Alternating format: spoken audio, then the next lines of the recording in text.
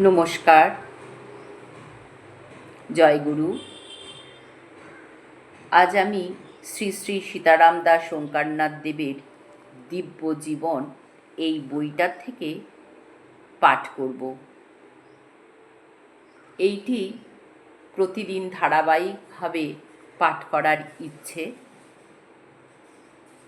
গুরু যদি কৃপা করে করিয়ে নেন তাহলে সেইটি আমার পরম পাওনা হবে। জয়গুরু। আধ্যাত্মিক পিপাসায় তাড়িত এক যুবক চুচড়া বিশ্বনাথ চতুষ্পাটিতে থাকিয়া বেদান্ত পড়া আরম্ভ করিল। প্রাণের জ্বালা মিটিতেছে না, দুঃখ নিবৃত কোন পথে হইবে তাহা ধরা যাইতেছে না। বেদান্তের জ্ঞান লাভ করিলে, বেদান্ত তত্ত্বকে অন্তরে উপলব্ধি সামগ্রী করিয়া তুলতে পারিলে রোগ শোক দুঃখ যন্ত্রণার কবল হইতে মুক্ত হওয়া যায়। ত্রিতাপ জ্বালা বৈদান্তিকের হৃদয়ে স্পর্শ করিতে পারিবে না। বেদান্ত পাঠের জন্য যুবকের তাই এত আগ্রহ। কিন্তু বিধাতার অভিপ্রায় ছিল অন্যরূপ। অধ্যয়ন ও সাধনার পথে বিঘ্ন হইয়া দাঁড়াইল স্বাস্থ্য।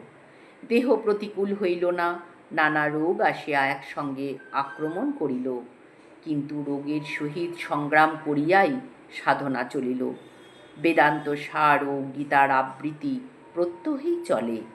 চণ্ডীপাঠ অনেক দিনের অভ্যাস, তাও বন্ধ হয় না। ১৩২৪ সাল শীতকাল। গঙ্গার উপর ভূদেব বাবুর বাড়ির একটি দ্বিতল কক্ষে যুবক বাস করে। ওই কক্ষে আরও ২টি বিদ্যার্থী থাকে। অনেক রাত্রি পর্যন্ত ৩ জনের পড়াশোনা চলে। মধ্যরাত্রিতে সঙ্গীতদ্বয় নিদ্রিত হইলে যুবক বদ্ধ পদ্মাসনে জপে বসে। শ্বাসে প্রশ্বাসে জপ চলিতে থাকে। কোনো কোনো দিন ওই অবস্থায় রাত্রি শেষ হইয়া যায়। দিবাভাগে সন্ধ্যাহ্নিক পূজাপাঠে অনেক সময় যায়। যুবক ভাবিতেছে, এ অপটু দেহ লইয়া আর সংগ্রাম করা চলে না। সম্মুখে মৃত্যু অনিবার্য, অবশ্যম্ভাবী। সুতরাং ডাকতে ডাকতেই মরি। যুবক যথার্থই অনুমান করিয়াছিল, তবে এ মৃত্যু জড়দেহের ধ্বংস নয়, কলেবর ত্যাগ নয়, ইহা নূতনতর সত্তার স্ফুরণ, নবতর আলোক লোকের উজ্জীবন। এত পূজা, এত জপ, এত ধ্যান, সেই নবজীবনের প্রস্তুতি। কিন্তু অধ্যাপক ভুল বোঝেন, একটু বিরক্তও হন। তিনি মাঝে মাঝে যুবককে নিকটে ডাকিয়া সস্নেহে বলেন, প্রবোধ, সন্ধ্যাহ্নিক একটু কম করো, পাঠে মন দাও, খুব মুখস্থ করো, তবে তো পরীক্ষায় পাশ করতে পারবে। কিন্তু অধ্যাপক জানিতেন না যে তাহার ছাত্র তখন আরও বড় পরীক্ষা পাশ করিবার জন্য প্রস্তুত হইতেছেন। ২৩শে পৌষ মধ্যরাত্রিতে যুবক পূর্বের অভ্যাস মতো পদ্মাসন করিয়া জপে বসিয়াছেন। কিছুক্ষণ জপ করিয়া যুবক পদ্মাসন ত্যাগ করিল। আবার কি মনে করিয়া বসিলেন এবং চক্ষু মুদ্রিত করিয়া ধ্যান আরম্ভ করিলেন।